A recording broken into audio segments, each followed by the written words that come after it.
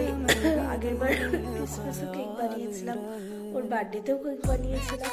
প্রত্যেকবার কিছু মানে ওর বার্থডে বা ক্রিসমাস যেটি হোক না কেন ওর কেকটা কিন্তু আমি বানাই। তো আজকে আমি কেকটা বানাবো, মানে ভেবেছিলাম তো কালকেই বানিয়ে রাখি, কিন্তু আমার শরীরটা ভালো না।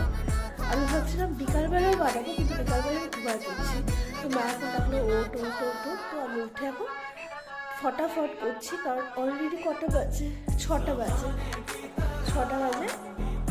তো এখন আমি হচ্ছে কেকটা বানাই। চলো আমি তোমাদেরকে দেখাই যে আমি কীভাবে হ্যাপির জন্য কেক বানাই। তো হ্যাপির জন্য কেক বানাতে সবার ফার্স্টে যেটা লাগবে সেটা হচ্ছে বাদাম। এখানে কিন্তু তোমরা এমনি বাদাম দিতে পারো, কিন্তু আমার কাছে এমনি বাদাম ছিল না, তাই আমি কিন্তু কাঁচা বাদামটাই ভেজে নিয়েছিলাম শুকনা খোলা। তারপর এখানে দিয়েছিলাম মিক্সিতে মধ্যে 4টা মেরি বিস্কুট, ওটস আর একটুখানি আটা। ওই